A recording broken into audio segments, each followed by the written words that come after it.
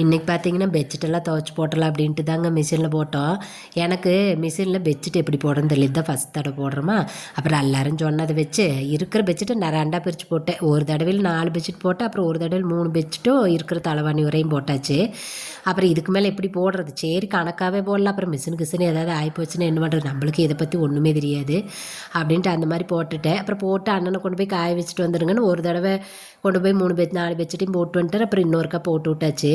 இந்த துணியெல்லாம் காய வைக்கிறது, வீட்டுக்கு பின்னாடி சந்து இருக்குது, அதுலேயே கவர் கட்டி விட்டுருக்குறாங்களா, அங்கேயே காய வச்சுக்கிறது.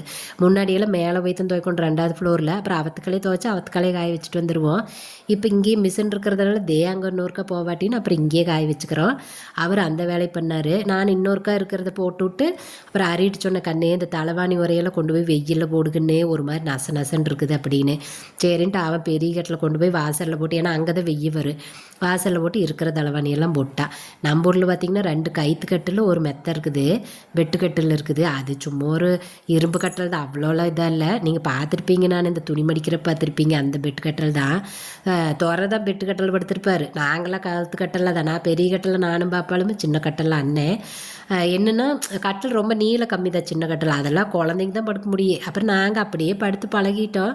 எங்களுக்கு அது ஒன்றும் பெருசாக இல்லை. என்ன நானும் பாப்பாலும் இப்போ இந்த பெரிய கட்டில் படுக்கிறது கொஞ்சம் இடைஞ்சலாக இருக்குது.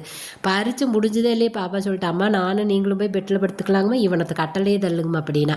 அப்புறம் அதே மாதிரி பறித்து முடிஞ்சா பிடிச்சி அவன் தான் கட்டலில் படுத்துக்கிறேன், நானும் பாப்பாவில் வந்து பெட்டில் படுத்துக்கிற கொஞ்சம் பிரியாக தான் இருக்குது. இன்றைக்கி அதெல்லாம் துணியெல்லாம் இது பண்ணி விட்டு பார்த்திங்கன்னா அப்புறம் வீடு கூட்டுற வேலை. நான் சொல்லிவிட்டு சாமி நீ வீட்டுக்குள்ளார கூட்டிடு, நான் வாசு கூட்டிடுறேன் அப்படின்னு. அதே மாதிரி அவன் வீட்டை கூட்டி விட்டேன், நான் வாசு கூட்டிட்டேன். தேனுங்க இந்த வாசு கூட்டுற செய்யுமாறு பாருங்கள், எத்தனை நீளம் இருக்குதுன்னு. கரும்பு புதுசு தான். அப்புறம் அண்ணனை கேட்டு தேனுங்க இந்த எதுக்கு இத்தனை நீளம் கைப்பிடி, சின்னதாக இல்லையே அப்படின்னு. அப்புறம் இவர் அதெல்லாம் அந்த காலத்தில் நம்ம ஊரில் இருந்த பார்த்தா அப்படி, இப்போல்லாம் இந்த மாதிரி தான் இருக்குது, ஒழுக்கமாக அதிலேயே கூட்டு அப்படின்னாரு. இத்தனை புதுசு. இந்த வெளியே டைல்ஸு கூட்டுறதுக்கு அது நார்மல் செய்யுமாரு, அப்புறம் உள்ளே ஓட்டை கூட்டுறதுக்கு நைஸ் செய்யுமாரு. சரிவோ அப்படின்னு அது அதுலேயே அப்புறம் குனிஞ்சு கூட்டிக்கிட்டு இருந்தா. அது என்னமோ இப்போ வர செய்யுமாரெல்லாம் நீளமாகவே தான் வருது. இது எப்படி தான் குனிஞ்சு கூட்டுறதோ, நம்மளுக்கு குனிஞ்சு கூட்டியே பழகி போச்சு. நின்றுக்கிட்டெல்லாம் நம்மளுக்கு கூட்டவும் வராது, அது கூட்டவும் கூடாது, உடம்புக்கு கெடுதல். அப்புறம் அப்படியே கூட்டி விட்டேன் நானுமே. அப்புறம் இன்னுமேட்டுக்கு பார்த்திங்கன்னா ஒரு 4 நாளைக்கு நாங்கள் ஊருக்கு போயிருந்தோங்க, அக்கோட்டுக்கு பெரிய அக்கோட்டு நோம்பிக்கு. ஜாலியாக இருந்துச்சு அங்கே.